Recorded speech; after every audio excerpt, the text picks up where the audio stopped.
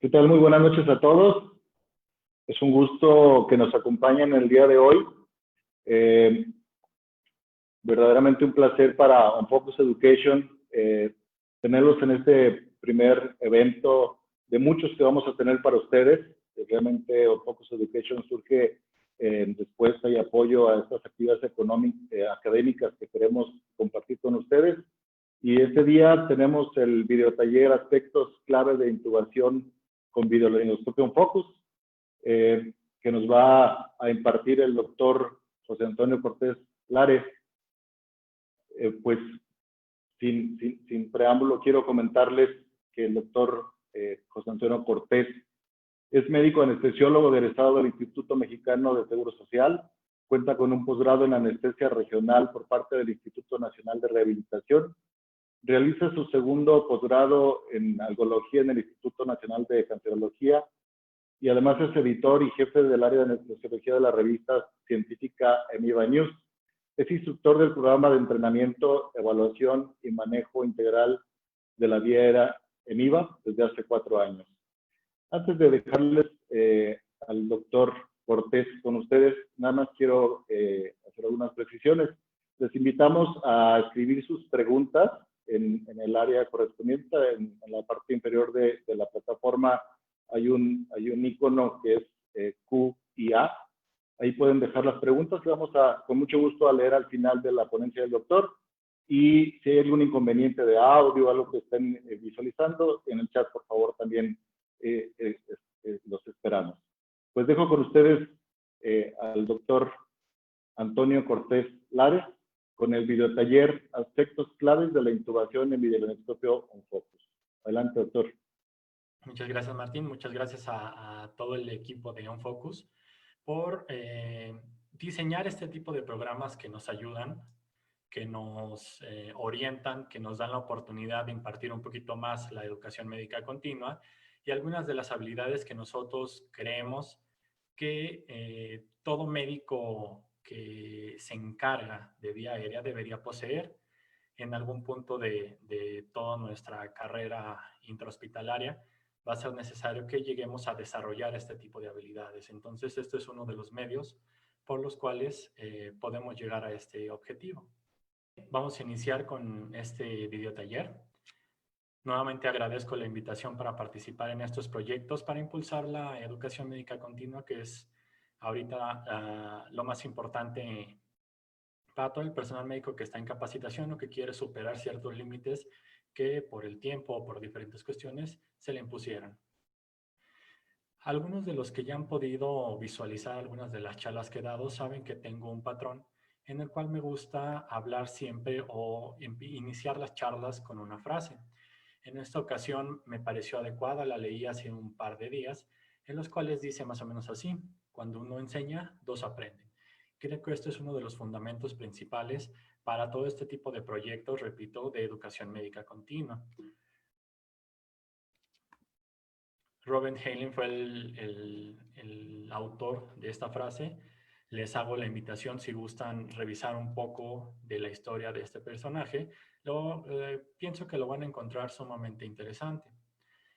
Antes de iniciar de lleno con la plática, agradezco la paciencia por el hecho de que ya tenemos una fecha previa para este tipo de eventos. Sin embargo, por cuestiones de salud, se tuvo que retrasar, como bien supo la mayoría de ustedes. Y este es el motivo principal por el cual quisiera hacer un paréntesis de unos 2 minutos previo a la charla, en los cuales, como ya me ayudó Martín a dar un poquito de las cosas que estamos desarrollando, actualmente estoy haciendo mi segundo posgrado en algología. Afortunadamente, con todo esto de que se tuvo que retrasar la charla, perdón, tuve el apoyo de todo un equipo multidisciplinario precisamente de la familia Encan. Y sí quisiera hacer un paréntesis para agradecer a todas estas personas que me permiten estar con ustedes en estos momentos. Iniciando con la doctora Sandra Patricia Gaspar.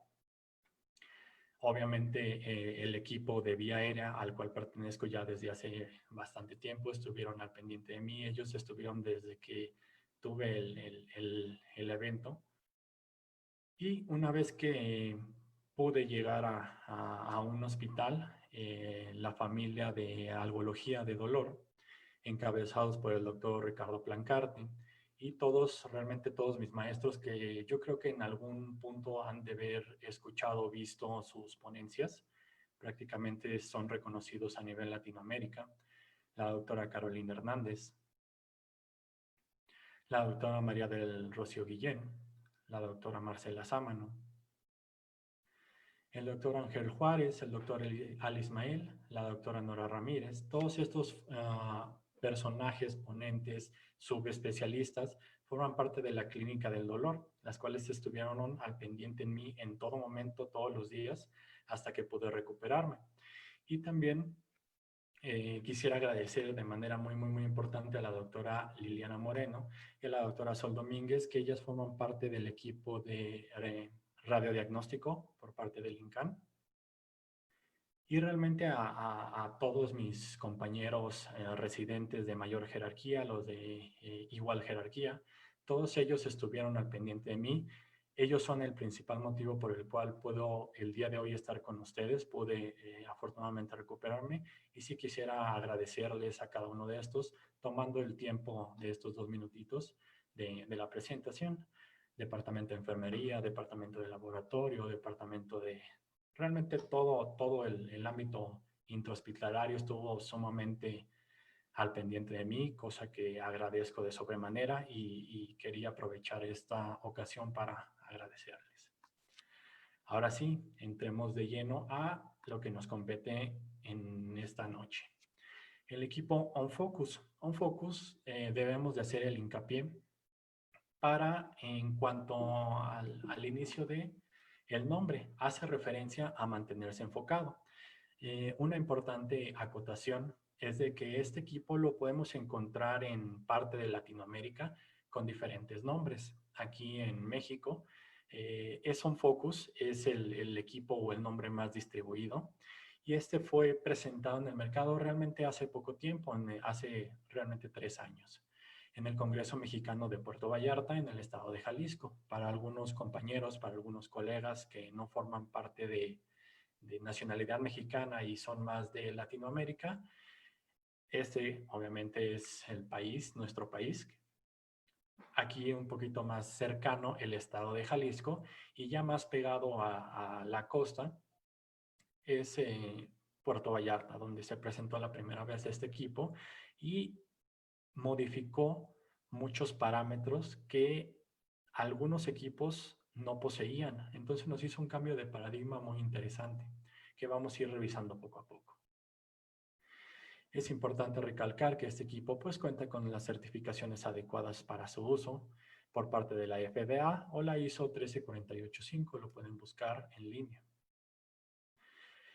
Aparte de las certificaciones que necesita cualquier equipo que vaya a ser sometido al mercado del ámbito médico, creo que una certificación todavía más importante es lo que sucedió a inicios del año, como todos conocemos, el inicio de esta pandemia que ha golpeado de manera importante a nuestro sistema de salud. Y una de las cosas que sinceramente me agradó bastante y es el motivo por el cual participo en todo este tipo de proyectos de educación médica y más con este tipo de equipos, es de que fue realmente el único, digamos, compañía, el único empresa que apoyó el sistema de salud mexicano. En cuanto a que se hizo ciertas preguntas, se hizo cierto sorteo, llamémosle así, para poder repartir 3 equipos completamente gratuitos a los sistemas o a los hospitales reconvertidos que tuvieran la necesidad de este tipo de equipos para brindar un mejor soporte, pero que no tuvieran la posibilidad de conseguirlo en el momento. Se regaló a los hospitales que más lo necesitaban este equipo y muy seguramente se cambió el panorama de muchas personas al obtener este tipo de aditamentos que nos facilitan las cosas en el manejo. Entonces creo que es una de las certificaciones más importantes que yo puedo mencionar. Vamos a conocer que existen 2 modelos del videolaringoscopio OnFocus, uno con hojas desechables y otro con hojas reutilizables. Hay ciertas diferencias en cuanto al mango, obviamente en cuanto a las hojas, pero un punto importante a recalcar es de que la pantalla del equipo puede ser utilizada con ambas palas o ambos tipos de hoja. El hecho de yo utilizar un equipo desechable y no tenga hojas disponibles, pero tenga el mango reutilizable, puedo utilizar la misma pantalla sin problemas de funcionalidad. Creo que eso es algo importante a recalcar, independientemente de si nos llama la atención un equipo u otro.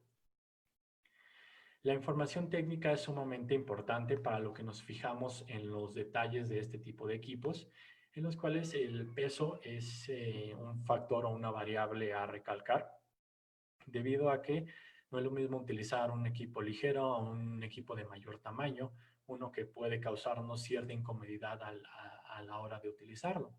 El equipo Focus tiene un peso bastante agradable, bastante ligero, que únicamente la pantalla, como lo pueden ver en la diapositiva, pesa alrededor de 225 gramos. Pongo la acotación de hasta 330 gramos porque depende mucho de la hoja que nosotros vayamos a utilizar y las características de esta. Específicamente si es reutilizable o si es con hojas desechables. Otro dato importante es que la energía es por medio ya de baterías de litio. Realmente todas las baterías que utilizamos en las tabletas o en los celulares es la misma que comparte este equipo, haciéndolo que se pueda recargar con conectores universales. Va a tener un ángulo de visualización mínimo de 60 grados.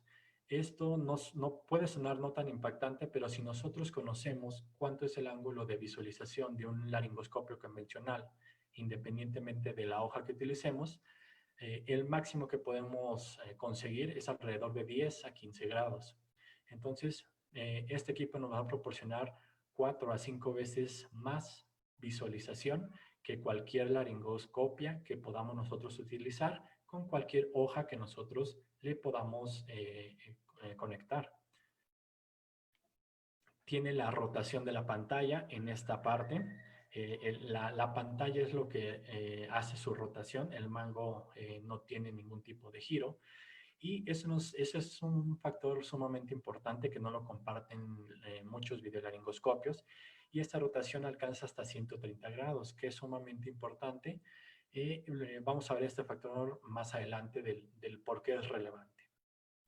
Tiene una iluminación LED blanca, bastante agradable a la vista y bastante también agradable en la visión indirecta o la visión que nosotros vamos a conseguir con la pantalla. Otro punto importante que también no se ha tomado tanto en cuenta en muchos videolaringoscopios es este. Tiene una memoria interna de 8 GB. Consecuentemente, pues nos va a permitir tomar fotografías, nos va a permitir tomar videos de nuestros procedimientos para tener una recopilación de información e incluso poder saber o poder mejorar nuestra técnica de videolaringoscopia o en dado caso de entrenamiento, para que se pueda visualizar de manera adecuada, podamos obtener todos estos videos y poder compartirlos o utilizarlos en diferentes charlas, como lo vamos a ver un poquito más adelante. No es una memoria expansible, sino es una memoria interna. Esta no se puede retirar con USB o algún otro tipo de aditamento. Es únicamente el mismo cable que se conecta para la fuente de luz y la que vamos a utilizar para obtener los videos o las fotografías. Como ya comenté, tiene un puerto recargable de tipo micro USB y tiene una pantalla de alta definición de 3 pulgadas, bastante agradable y cercana a la coloración de los tejidos que nosotros podemos visualizar en la cavidad oral del paciente. Otro punto sumamente importante es que es recargable, tiene un tiempo aproximado de duración de recarga de 0 al 100% durante 2 horas y nos va a permitir un uso continuo prácticamente del doble del tiempo que toma para cargarse. Aquí podemos ver, esta es la presentación del equipo reutilizable, los cuales posee todas las hojas que nosotros podíamos desear para un adecuado manejo, desde las hojas convencionales MAC 3-4 hasta las hojas de vía aérea difícil o hipercurvas, e incluso para pacientes pediátricos, que esto creo que es sumamente importante de resaltar, porque no todos los equipos poseen este apartado para paciente pediátrico o para el abordaje de una vía aérea difícil. Como les comentaba, las hojas convencionales 3 y 4, que son las que normalmente como anestesiólogos o como médicos que tratan en su mayoría con adultos, pues vamos a utilizar. Pero también poseen las hojas hipercurvas que si notamos en la presentación o en esta diapositiva, tiene ciertas características interesantes que nos van a facilitar las cosas, pero debemos de tener cierto grado de entrenamiento. Las hojas pediátricas rectas, Miller tamaño 0, y las hojas MAC 1 y 2, dependiendo del escenario contra los que nos estemos enfrentando. Cada una de estas hojas es importante mencionar que es de acero inoxidable, de grado médico. Y también un punto sumamente importante es de que cada una de estas hojas posee una cámara independiente. La mayoría de los equipos que nosotros hemos tenido contacto tienen un cordón que es el mismo que se comparte cada vez que cambiamos o cada vez que utilizamos diferentes hojas. Desafortunadamente, si se llega a dañar o si se llega a trozar o a doblar, puede dañarse completamente el equipo. Con el equipo OnFocus, cada una de estas hojas, como les comentaba, tienen su cámara independiente. Entonces, si por algún motivo se llega a dañar alguna de las hojas, no perdemos completamente nuestro instrumento de trabajo, sino realmente tenemos otras 5 hojas que podemos utilizar. Aquí tenemos cada una de las hojas en cuanto a sus comparaciones, en cuanto a sus aplicaciones, desde el paciente neonatal, que como ya bien sabemos, es normalmente utilizado en pacientes, hojas rectas en paciente neonatal, y las hojas hipercurvas que ya están bastante en auge en estos momentos, también las poseemos. ¿Cuál es un punto relevante a recalcar? Que el largo de la hoja es muy importante comparado con otros equipos. Si nosotros vemos las hojas convencionales MAC 3, MAC 4, es de 14 centímetros hasta 16 centímetros. Y es un poco más largo comparado con los demás equipos. El videolaringoscopio se puede utilizar en diferentes ámbitos, tanto en el ámbito de entrenamiento, como podemos ver este video de una de nuestras instructoras, la doctora Montserrat González, que me hizo el favor de poder prestarme este video para que lo pudieran observar. Y esta curva de aprendizaje se puede ir disminuyendo de acuerdo al entrenamiento y de acuerdo a quien nos esté entrenando realmente en videolaringoscopio. Aquí podemos ver un manejo de vía aérea en paciente sano, en paciente sin patología. Podemos ver la calidad de los tejidos, la calidad del video, cómo incluso podemos percatarnos de cierta vascularidad y cómo es realmente sencillo hacer un manejo de la vía aérea cuando aumentamos nuestro ángulo de visualización. Incluso en paciente COVID, los que estemos trabajando de manera continua con este tipo de pacientes, también nos sirve para una valoración. Si observamos este video, sí hay muchísimas diferencias comparado con un paciente sano, por la friabilidad de los tejidos, por el aumento de secreción, por el hecho de que ya presente edema, todas las cualidades que ustedes pueden ver en este video. Y cómo a pesar de todo esto se puede realizar un manejo adecuado con este equipo, utilizándolo obviamente de manera correcta.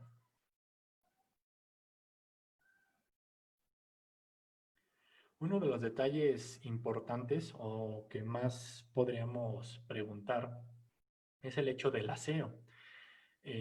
Aquí podemos ver que es sumamente sencillo porque las hojas son resistentes, las hojas tienen un alto grado de seguridad y de eficacia. Incluso este tipo de hojas se puede sumergir. Aquí podemos ver en la parte inferior derecha de su pantalla uno de los procesos de desinfección que se recomienda para poder estar utilizando, en este caso se utiliza glutaraldehído, y no hay ningún problema en que se sumerjan las hojas, en que corramos el riesgo de que si sumergimos completamente el equipo se llegue a dañar. Estos tapones en la parte superior que pueden ver en el video, los taponcitos blancos, es únicamente como aditamento. Si se llegan a desplazar, si se llegan a desprender de la hoja, únicamente hay que secarlo bien y no va a echarse a perder este equipo. Pero también se presenta una modalidad de hojas desechables por el hecho de el grado de contaminación o el grado de infección que pudiese estar sometido ese paciente. Entonces, estas hojas tienen cuatro cualidades o 4 tamaños, mejor dicho. La MAC 3, la MAC 4, que como les comentaba son las más utilizadas en nuestro ámbito, pero también, a pesar de que sean hojas desechables, no se hace menos a los pacientes pediátricos o a los pacientes con talla baja, como lo podemos ver, una hoja MAC, incluso una hoja Miller 0, se obtienen o se pueden obtener en la utilización de este equipo. Este tipo de materiales de policarbonato de grado médico que es sumamente resistente y no vamos a perder visibilidad comparado con otros equipos que intentan realizar también este tipo de hojas desechables.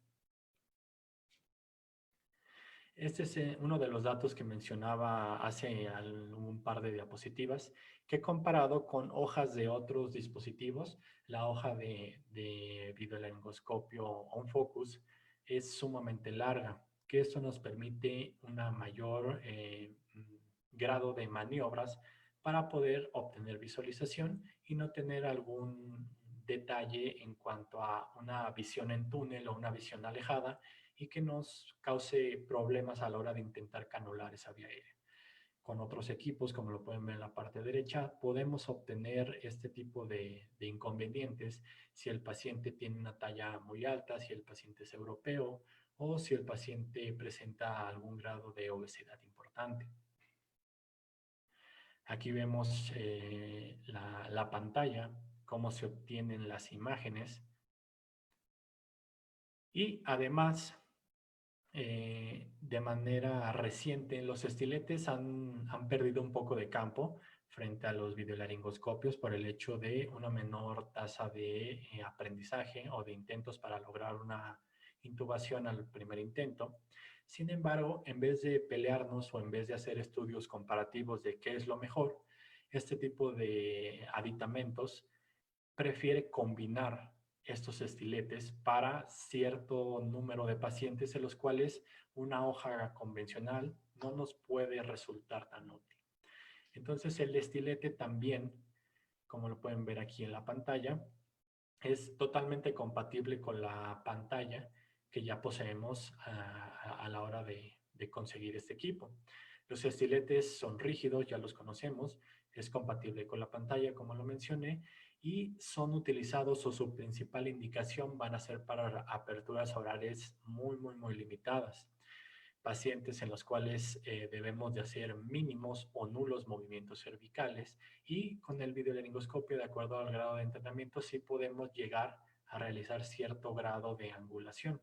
Con los estiletes todavía disminuye más este riesgo.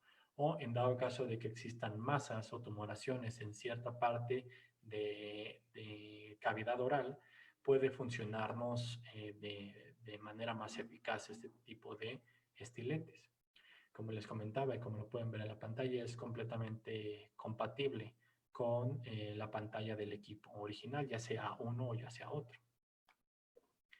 Aquí podemos ver un video de una intubación en paciente, digamos, convencional, en posición supina.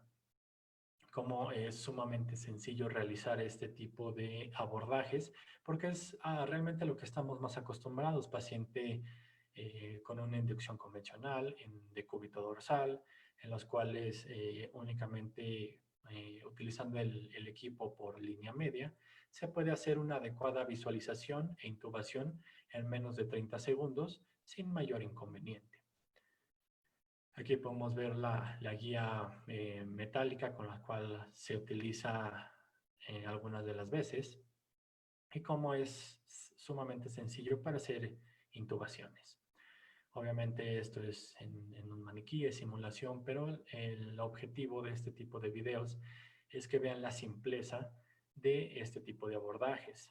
Desafortunadamente, no todo es tan sencillo, no todo es en un ambiente controlado como a nosotros nos gustaría. Hay ambientes en los cuales puede haber cierto grado de dificultad por vías aéreas fisiopatológicas o psicológicas. Aquí el doctor Adrián Vázquez Leso, nuestro presidente de la Sociedad Científica Internacional EMIVA, también ha utilizado bastante este equipo en el área COVID, en el área de más riesgo, digamos, en esta época, y cómo este tipo de equipos no está peleado con los abordajes actuales de vía aérea como la sonda de Educanto, que es la que están retirando en este momento. Este tipo de sonda nos puede ayudar a hacer una aspiración continua y adecuada, ya sea de aerosoles, ya sea de vómito en los pacientes, y que nos provee un camino o una terapéutica adecuada para pacientes con estómago lleno o pacientes que se tenga que hacer alguna movilización importante en cuanto a su vía aérea, pero que no sea adecuado movilizar la anatomía de este. Este tipo de videolaringoscopio se adapta perfectamente a este tipo de maniobras, cosa que con algunos otros por el tipo de hoja, por el tipo de curvatura, podríamos encontrar un poco más de problema.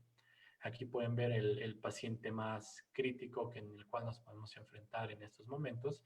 Puede ser asegurada su vía aérea mediante estos dispositivos y la combinación de nuevas técnicas y abordajes.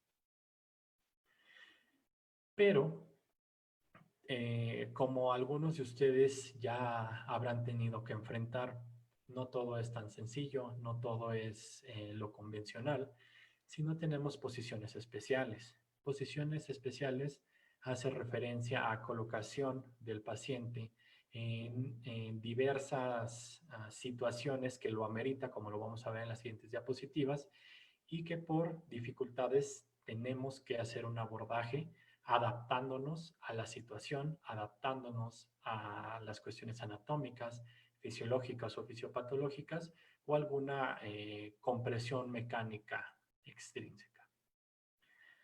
Lo más convencional o lo más común son cirugías de columna, en este caso edema agudo de pulmón, que el paciente no nos va a tolerar bajo ninguna circunstancia colocarlo en decúbito dorsal, o síndrome de enfermedad de COVID, como lo podemos ver en las imágenes.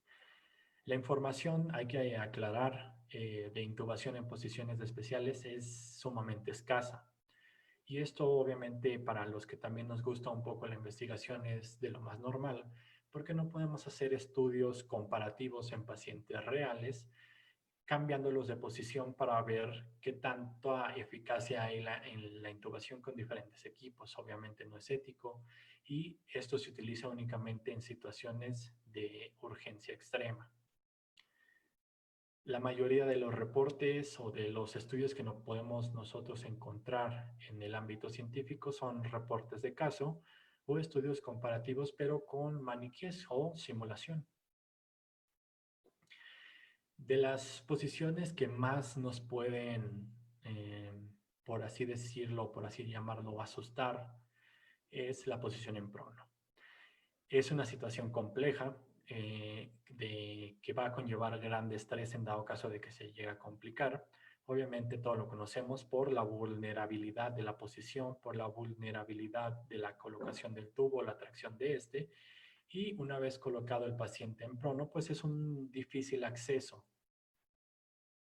¿Cuáles van a ser las situaciones en las que no podemos cambiar la posición de nuestro paciente? Como podemos ver en la imagen, muy probablemente este artículo, este reporte de caso, más bien dicho, de hace 3 años, lo han visto muchos de ustedes, cómo se hace incluso una laringoscopia convencional en un paciente en decúbito prono y se hace un abordaje satisfactorio de canular vía aérea o de intubación.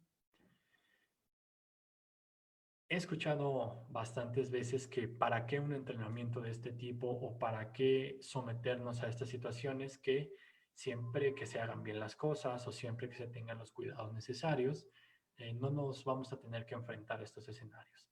Estoy de acuerdo de manera parcial. Puede haber situaciones en las que, por más precauciones que nosotros tengamos, se puede descontrolar el escenario y un entrenamiento en este tipo de posiciones, en este tipo de abordajes, van a resolvernos muchas cosas. ¿Qué implicaciones tiene la posición en prono?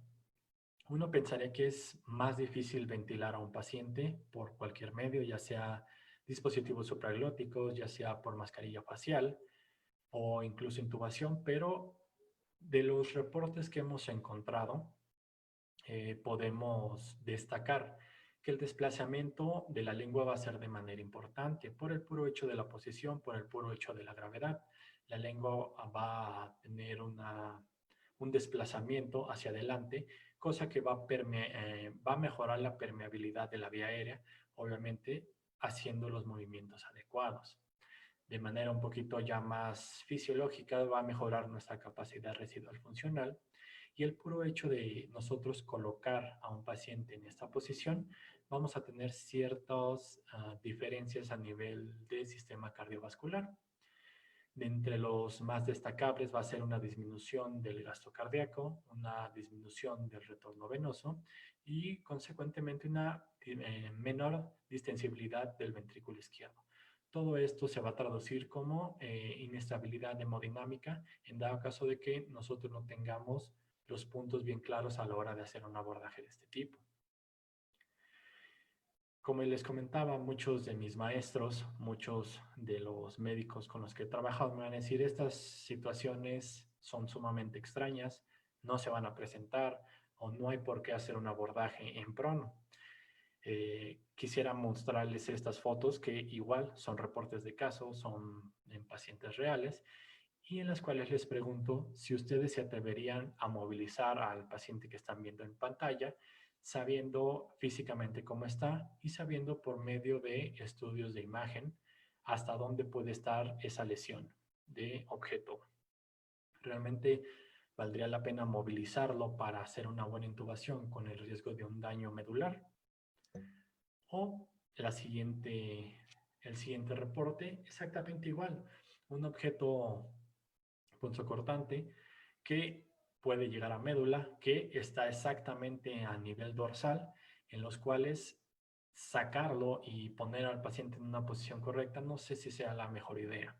Entonces, sí se presentan estos casos, y estoy totalmente de acuerdo que son sumamente raros, pero cuando se nos presentan es cuando debemos actuar y nosotros nos debemos de adaptar a este tipo de situaciones, no al revés. ¿Cuál sería un buen abordaje y por qué nos serviría este tipo de videolaringoscopios para hacer una intubación adecuada en este tipo de posición?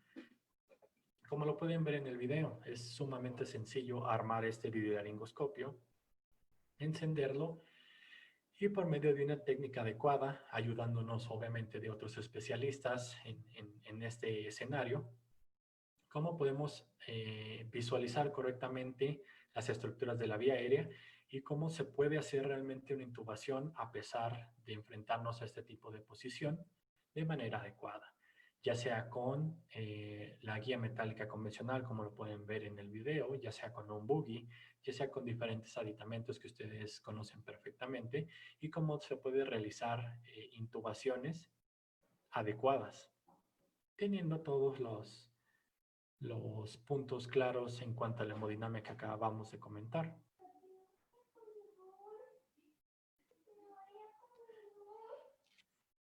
Pacientes en decúbito lateral también es uno de los escenarios que nos podemos enfrentar. Este suele ser un poco más común en cuanto al área de anestesiología específicamente. Se describen como de las posiciones menos utilizadas.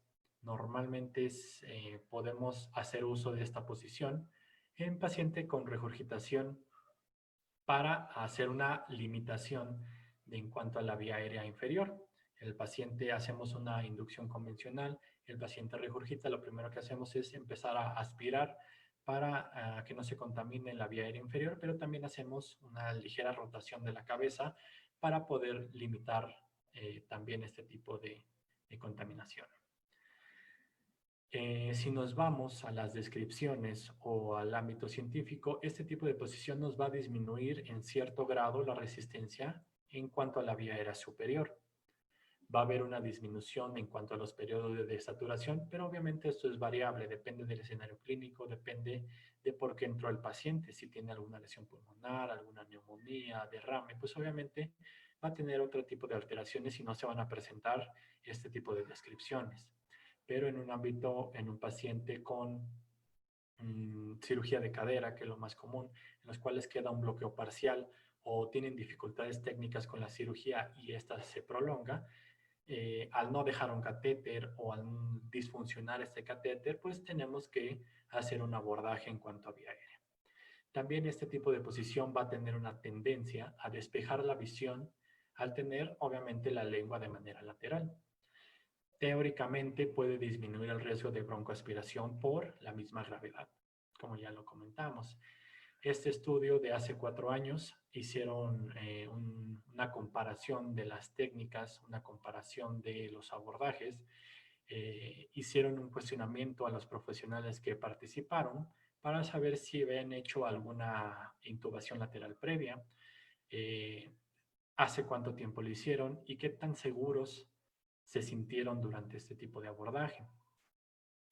Este es el ejemplo claro de por qué es una de las opciones y por qué hay que estar entrenados en este tipo de posiciones. Paciente que se tiene que hacer este tipo de resecciones muy probablemente neoplásicas de gran tamaño y que el hecho de la tumoración, el hecho de que conlleve también algún tipo de lesión pulmonar, no nos va a permitir posiciones convencionales. Este paciente, por el hecho de la tumoración, de la localización, se decidió hacer un abordaje vía en posición lateral, como lo pueden ver en la parte derecha, y satisfactoriamente se pudo intubar al primer intento. O este otro reporte de caso en los cuales un paciente de neurocirugía con un quiste subaracnoideo gigante, como lo podemos ver en la parte occipital, con disminución de la calidad del hueso y un quiste enorme, pues no lo vamos a colocar en la posición de cúbito dorsal, por el hecho de que tiene todo el riesgo de lesionarse, tiene todo el riesgo de causar una complicación, incluso previo a que inicie el acto quirúrgico.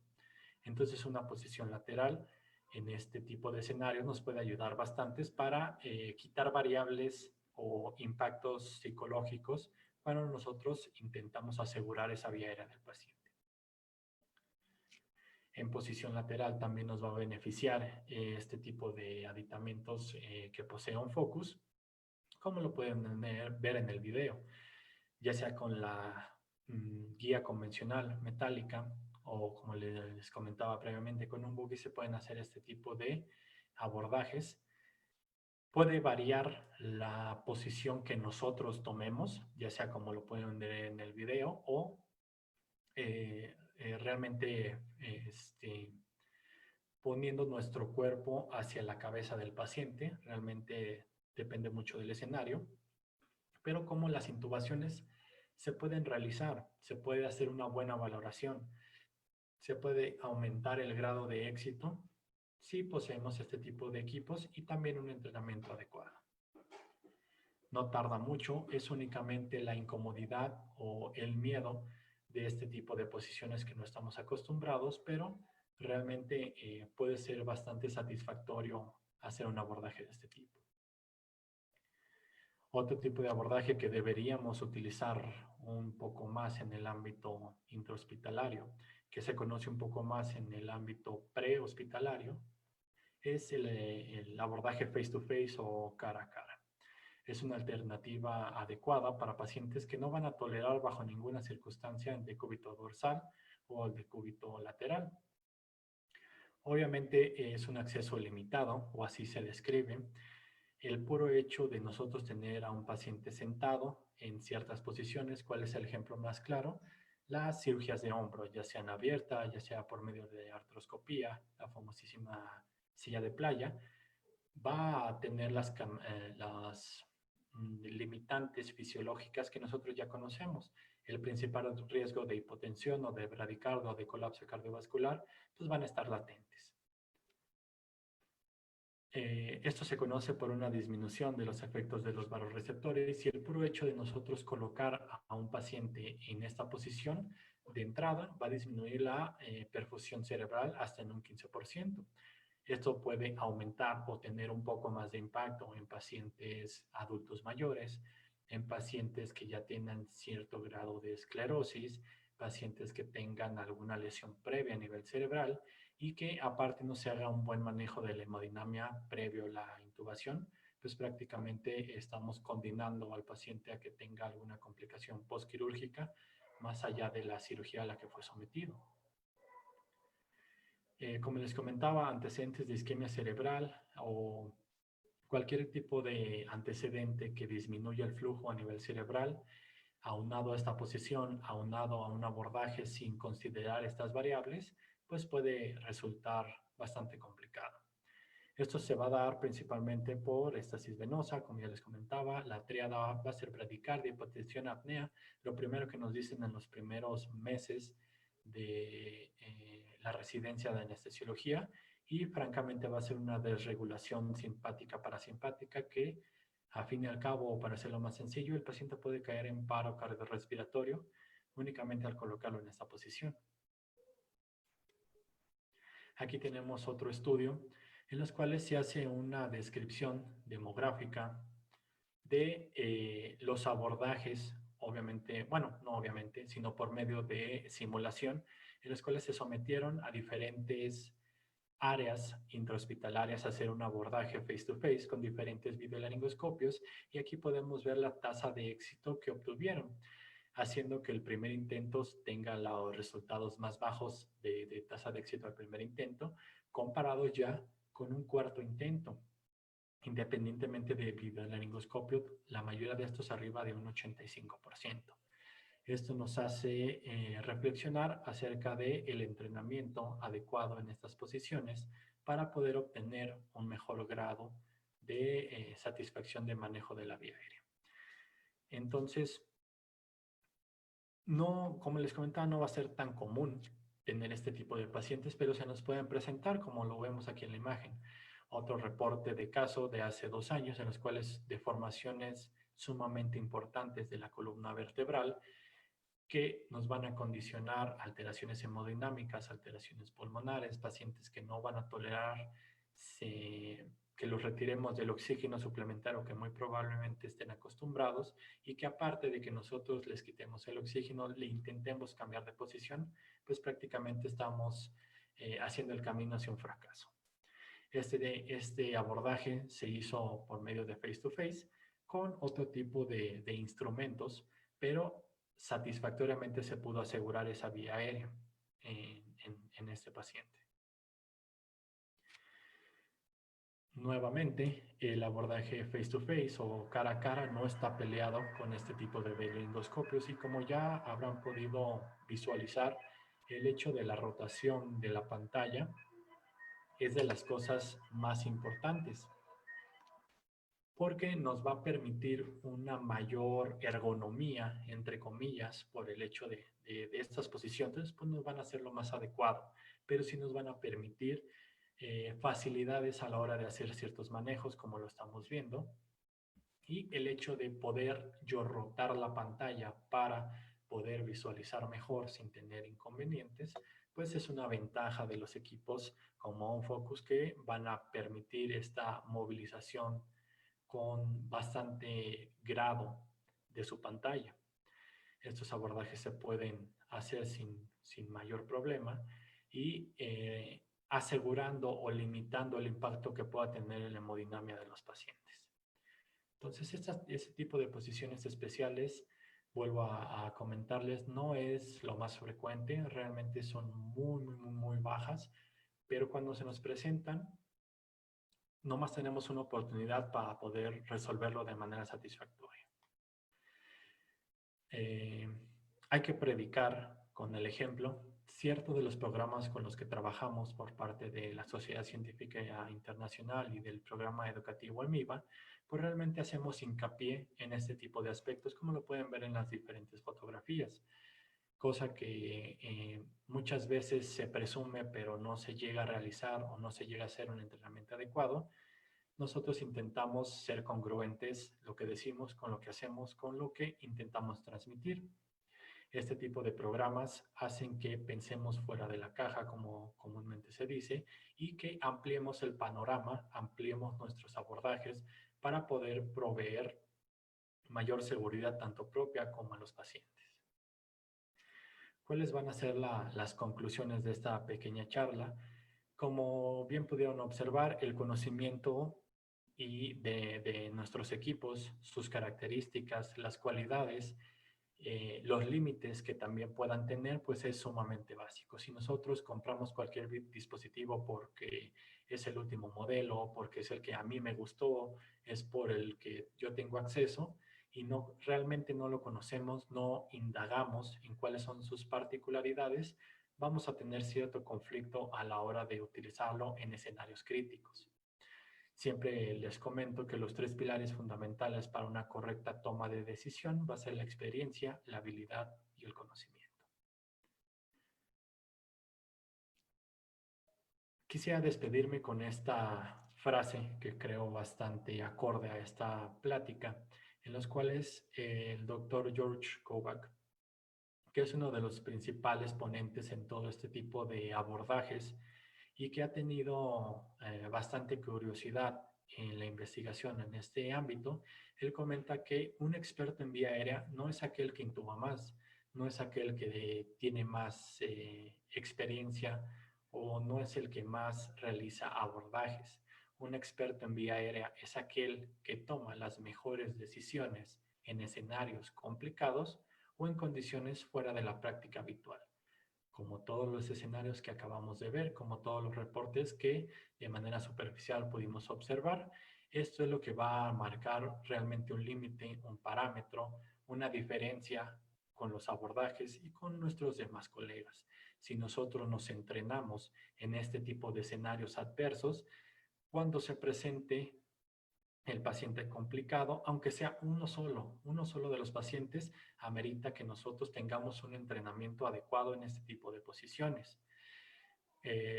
Si intentan adiestrarse en este tipo de manejos de vía aérea, van a tener muchos comentarios negativos de nuestro mismo personal médico. Entonces, tenemos que realmente ignorar estas cuestiones y enfocarnos en lo que realmente nos puede servir. Exactamente igual que como comentaba al inicio de la charla. El hecho de apoyar al sistema de salud mexicano, aunque sea un granito de arena, créanme que esos 3 videolaringoscopios que se pudieron hacer llegar a unidades completamente convertidas, fueron bastante adecuados o con una posibilidad de ayudar a esos pacientes, de poderles dar un mejor pronóstico por el puro hecho de apoyar, aunque sea un poco. Lo mismo con este tipo de escenarios. Muy probablemente durante nuestra carrera de 10 años, 20 años, 30 años en el ámbito hospitalario, muy probablemente vayan a ser 2 pacientes, 4 pacientes, 10 pacientes si estamos tal vez en el área de urgencias.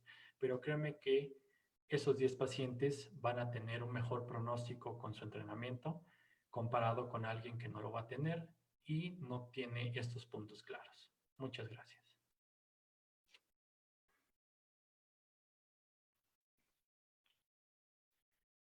Doctor Antonio Cortés, muchísimas gracias por su excelente ponencia. De verdad, estamos muy agradecidos por colaborar con nosotros y con la academia hacia sus colegas. Vamos a proceder, si nos lo permite, doctor Cortés, a leer algunas de las preguntas que los participantes al evento nos están haciendo. Claro. Muchas gracias. Tenemos al doctor... Algunos no aparecen exactamente con el nombre, una disculpa, otros aparecen como se registraron al ingresar, pero aquí me aparece el doctor Juan Carlos dice, buenas tardes, felicidades, doctor Cortés. Una pregunta, ¿por qué siempre utilizar boogie y no una guía para dar forma de palo de golf? ¿Cuál es la diferencia? Bueno, esto ya conlleva a un entrenamiento un poquito más profundo en cuanto a lo que es vía aérea. Si nosotros nos vamos a las comparaciones en cuanto a boogies convencionales o boogies con ciertas características y una guía convencional, podemos indagar o podemos conocer que un mayor porcentaje de lesiones de vía aérea se van a estar presentes cuando nosotros utilizamos las guías convencionales, porque son más rígidas, porque no son tan nobles con los tejidos, porque el hecho de que nosotros hagamos una curvatura y esta no pueda ser modificable de manera inmediata, y un paciente que ya tenga ciertas variables de lesión como edema, como infección, como múltiples intentos en su manejo de la vía aérea, en un mismo evento quirúrgico, en un mismo evento para asegurar su vía aérea, pues se corre el riesgo de dañar su anatomía. Comparado con los boogies no tienen una memoria como las guías convencionales, tienen ciertas particularidades en cuanto al largo, en cuanto a una curvatura distal, que nos van a hacer mucho más fácil, mucho más noble con los tejidos y de manera más sencilla la utilización de estos. Los boogies no están peleados con el tipo de videolaringoscopio o con el tipo más bien de pala, ya sea con canal o sin canal. De manera directa, las guías convencionales no pueden ser utilizadas o no deberían ser utilizadas con equipos que tengan una hoja con canal, por el hecho de que no es maleable en el abordaje. Entonces el riesgo de lesión con una guía convencional supera por mucho la lesión con un boogie.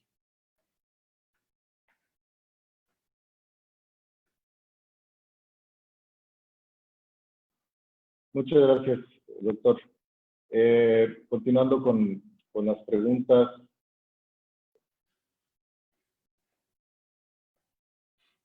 Un segundo.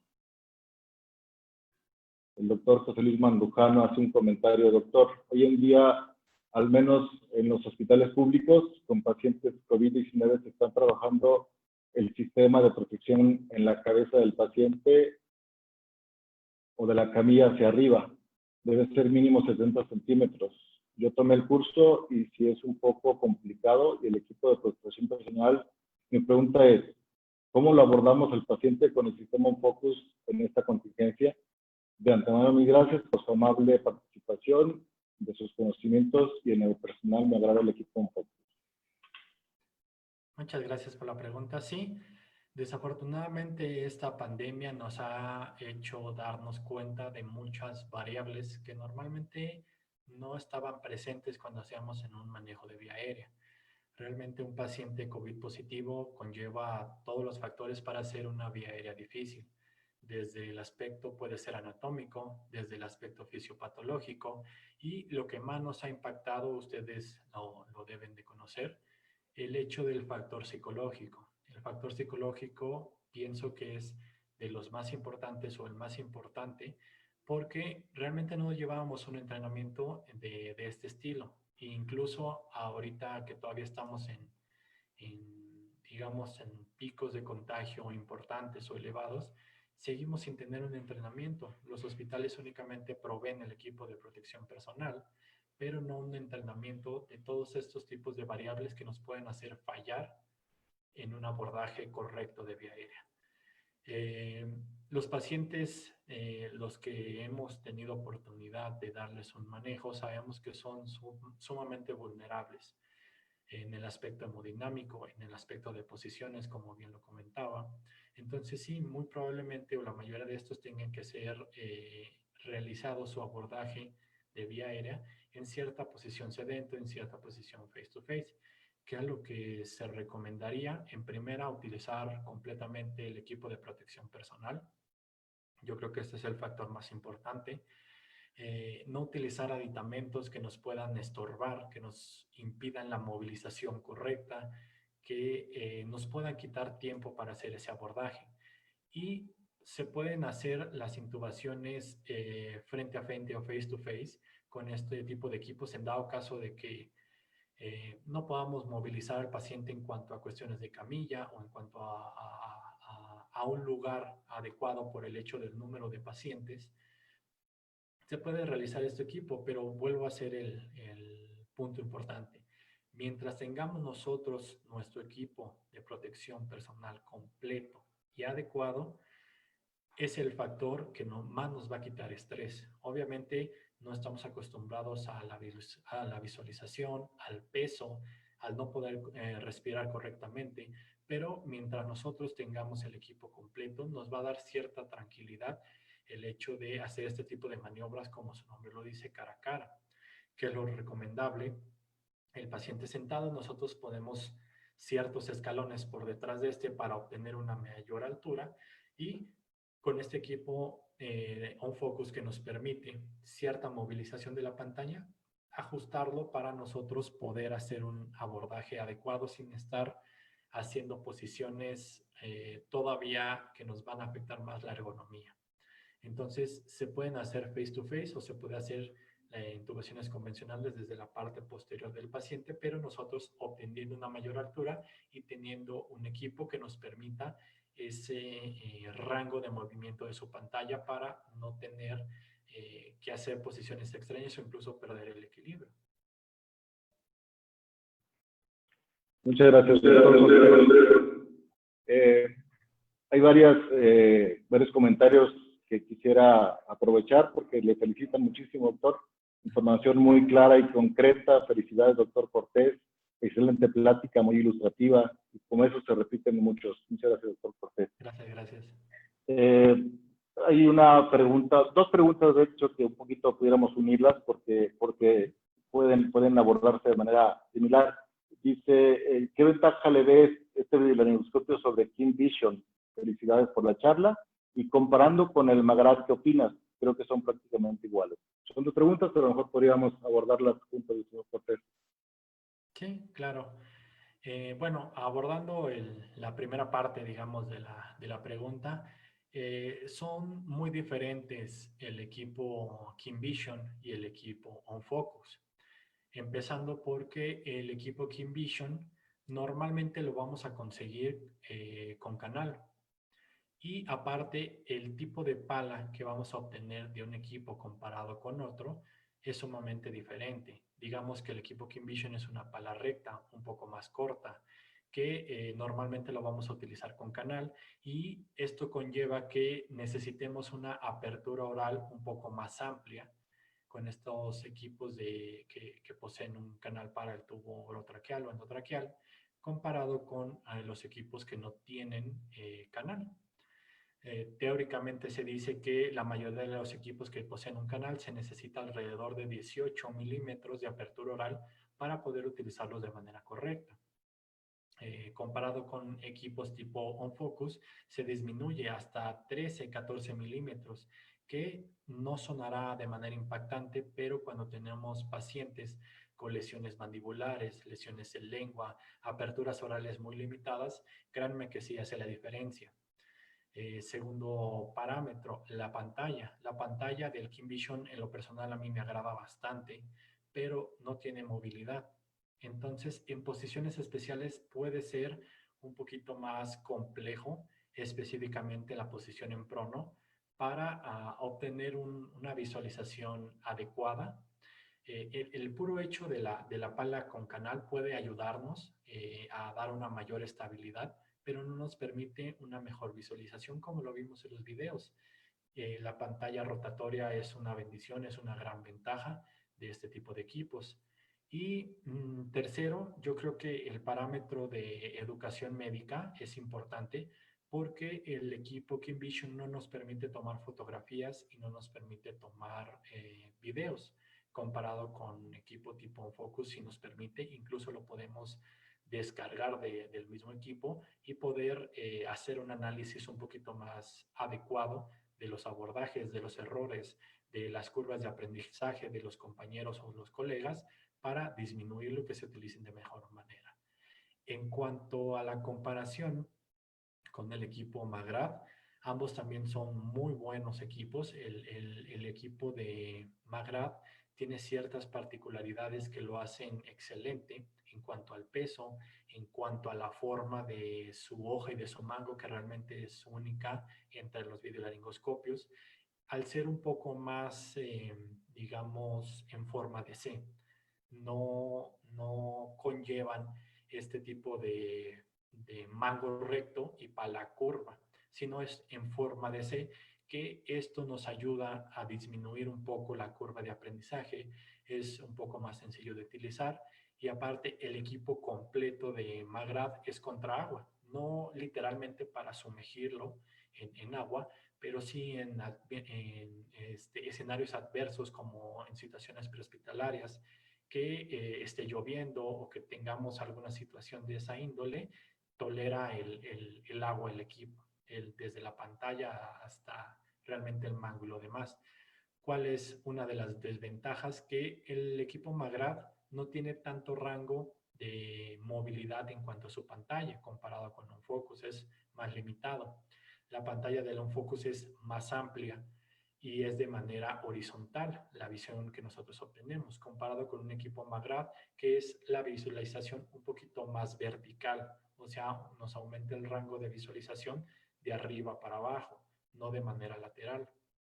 Y la modalidad del OnFocus que tiene tanto las palas reutilizables como las desechables nos puede ayudar en ciertos escenarios. El equipo Magrath únicamente tiene las hojas desechables.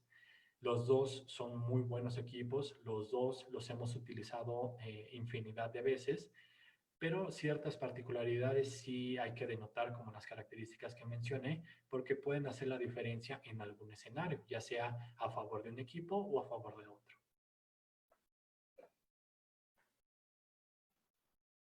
Muchas gracias, doctor. Hay una pregunta relacionada un poco con el uso del equipo, que consideramos que es importante. Preguntan, ¿la cámara es impermeable? Y va de la mano la pregunta de, solo por aclarar, ¿el aseo del equipo se puede realizar sin los tapones, sin que se dañe el mismo? Ok. En cuanto al equipo OnFocus, la parte más resistente va a ser el mango y va a ser la hoja. Como ya comenté, las características del acero por el cual está hecho. Cada una de las palas, como también ya lo comenté, tiene su cámara independiente, que eso es sumamente útil por si se llega a golpear o a caer el equipo, pero la parte que yo considero un poquito más frágil realmente la pantalla. La pantalla no tolera agua, no tolera sumergir la pantalla completamente porque sí se daña. Los tapones para lavar las hojas metálicas son un instrumento que podemos utilizar y que se recomienda utilizar, pero en dado caso de urgencia, dado caso que los haya olvidado, dado caso que los haya perdido, no es contraindicación lavar el equipo o sumergirlo y con esto que conlleve que se dañe, sino que son sumamente resistentes las palas, pero la debilidad, digamos, sería un poco la pantalla porque no tolera, digamos, cantidades de agua, tolera el hecho de únicamente limpiarlo de manera externa, pero no sumergirlo o no utilizarlo tanto en ambientes adversos. Muchas gracias, doctor. Agradecemos muchísimo, la verdad es que hay muchísima participación, muchas preguntas. Vamos a dar respuesta a todas ellas, si nos lo permite el doctor Cortés, a través de las redes sociales. Claro. Vamos a irnos a la última pregunta, nada más. ¿Es el videolaringoscopio sustituye al fibroscopio? Esa pregunta es muy frecuente en este tipo de charlas, realmente la agradezco, porque siempre queremos hacer un gold estándar. ¿Cómo es el manejo principal? ¿Cuál es el equipo que más me va a ayudar? Y creo que sí deberíamos irnos quitando poco a poco este tipo de ideas, porque depende mucho del escenario. El escenario clínico es lo que nos va a dictar. no hay un equipo directamente mejor que otro, sino un equipo que podamos adaptar mejor al escenario. Sin duda alguna, el fibrobroncoscopio en muchos artículos recientes lo siguen considerando el gold estándar, pero desafortunadamente si yo tengo el mejor fibrobroncoscopio, pero no tengo un entrenamiento adecuado, pues de poco o de nada me va a servir.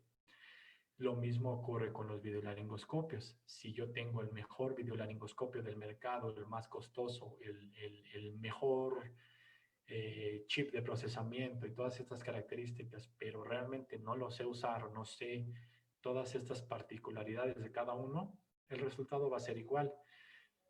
Sí me gustaría hacer un parámetro o una acotación en este aspecto en el que mientras nosotros nos enfocamos en saber cuál puede ser el mejor equipo, cuál puede ser el mejor abordaje o cuál puede considerarse como el siguiente gol estándar, ya hay expertos en vía aérea en otros países, incluso en otros continentes, que están combinando este tipo de dispositivos.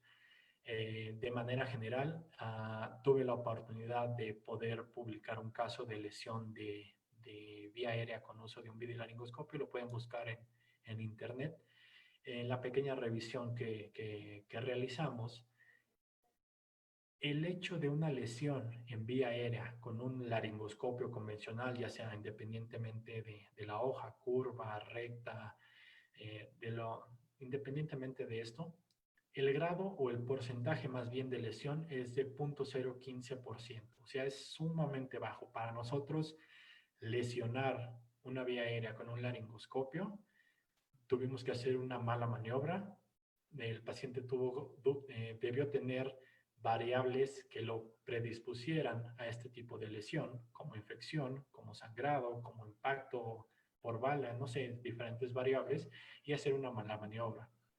Si nosotros comparamos el porcentaje de lesión de un videolaringoscopio frente a un laringoscopio, aumenta de manera exponencial. Estamos hablando que un videolaringoscopio mal utilizado con todas estas variables de un paciente predispuesto puede superar hasta 0.2 o 0.3% de los casos.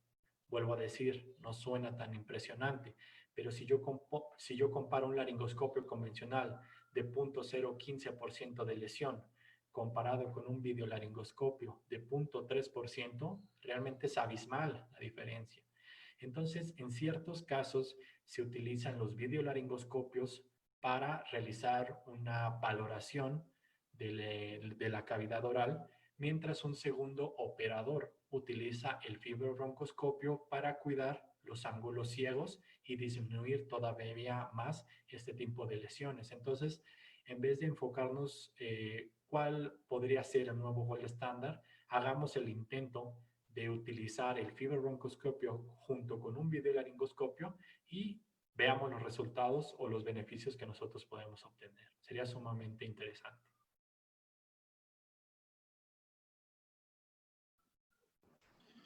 Muchas gracias, doctor Antonio Cortés. Antes de pasar al siguiente segmento de nuestra presentación del día de hoy, pues quiero agradecerte muchísimo tu excelente aportación. Creo que ha sido muy importante la información que nos has brindado el día de hoy. De verdad, estamos muy agradecidos con todo esto. Gracias, doctor. No, muchas gracias por la invitación, muchas gracias por el apoyo y un agradecimiento realmente por la confianza y por el hecho de los inconvenientes que nos pudieron retrasar un poquito, pero afortunadamente aquí estamos con toda la energía intentando apoyar, intentando transmitir todo este tipo de entrenamiento que tuve la oportunidad de ya tener hace cierto tiempo. Muchas gracias por la invitación. Muchas gracias, doctor. ¿Quisieras hacernos el favor de retirar la presentación para la parte que sigue? Quiero aprovechar y presentarles al doctor Antonio Hermosillo, que es director comercial de Orcus Global, quien nos tiene una información muy interesante de algunos planes, proyectos y cosas que queremos poner a su disposición. Pues dejo con ustedes al doctor Antonio Hermosillo. Como ustedes ya conocen, tenemos dos versiones principales del equipo, lo que es el laringoscopio on focus con hojas reusables y el que cuenta con mango para hojas desechables. Pero no solo es eso. Quisiera aprovechar también para hacerles la mención de algo que vamos a estar trayéndoles el próximo año. Hablamos de nueva tecnología, la verdad es que es tecnología médica que va a revolucionar la forma de abordar la vía aérea y quiero mostrarles un pequeño adelanto.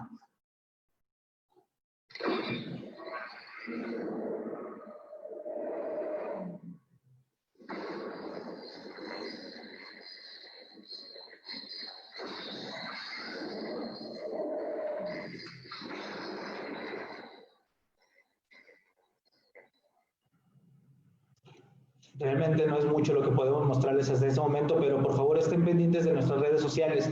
Iremos enviándoles más información acerca de esto. Es muy probable que se esté presentando antes del cierre del año y son productos que van a verdaderamente cambiar la forma en la que abordamos la vía aérea en todas nuestras disciplinas, tanto prehospitalario como hospitalario, a nivel de anestesiología.